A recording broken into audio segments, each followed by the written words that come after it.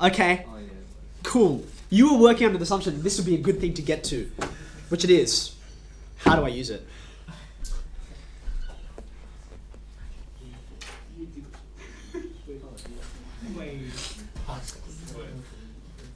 When you rotate this, what does the annulus look like?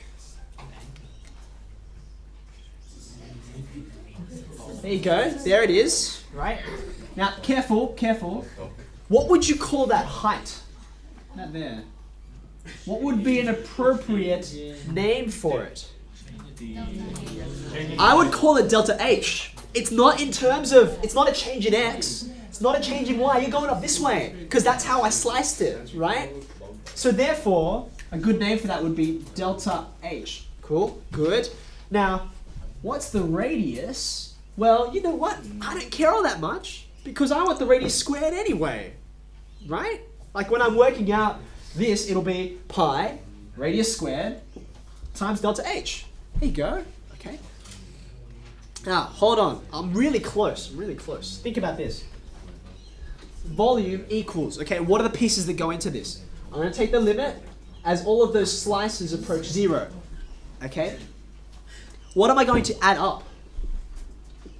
I'm going to add up a whole bunch of these guys, right? Pi times r squared, right? Times the little height, that little height. What's missing? I need boundaries. Okay? Now it's a bit weird because we're used to boundaries just being nice x values or y values. But now I'm after an h value. But that's okay. That's all right. Look at this guy. He's super well defined. Okay? Where does this volume, right? Where does it go from?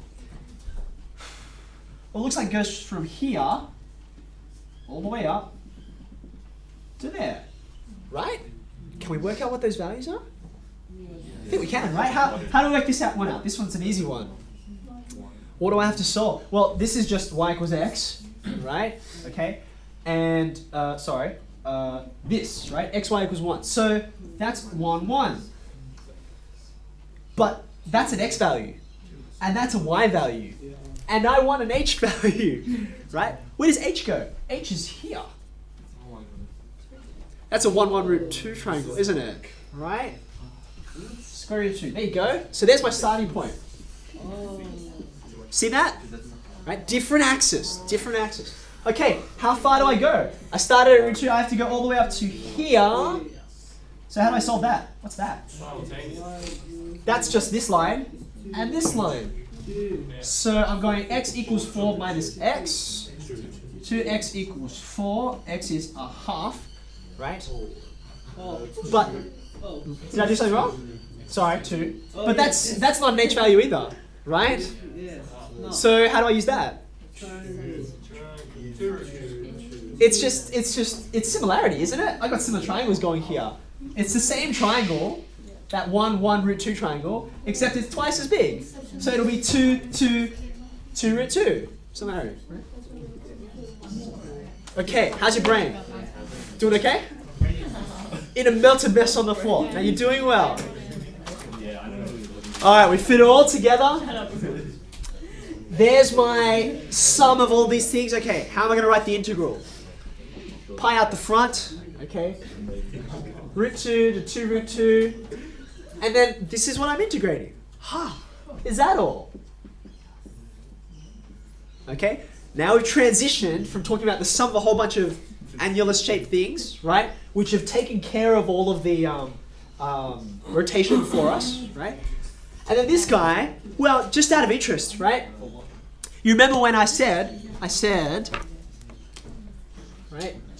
If you were doing this, right? Well, all your variables would be different, wouldn't they? Okay. So for instance, which way would we go? We'd go around this way, wouldn't we? You could say that, couldn't you? Surely you could, because it's a dummy variable. Doesn't matter, right? Anyway, I'll put it back to h's because that's what we worked out. Okay. Pi out the front, what's the integral? What's the primitive? H cubed on 3, 2h. Does that R help? Yep. You can do this, can't you? Shall we just do it? Okay. Oh, gross. What's that? That's the 8 times 2 root 2. 16 root 2? Minus 4 root 2. Minus... Okay, what do we get? 2 root 2 on 3. Minus 2 root 2. Is that alright? Do my numbers check out? 16 root 2 minus 2 root 2. That's 14 root 2 on 3. Minus 4 root 2 plus 2 root 2. Minus 2 root 2. Which is really 6 root 2 on 3. So you're getting pi times 8 root 2 on 3 units cubed. Not bad for a weirdo looking rotating thing.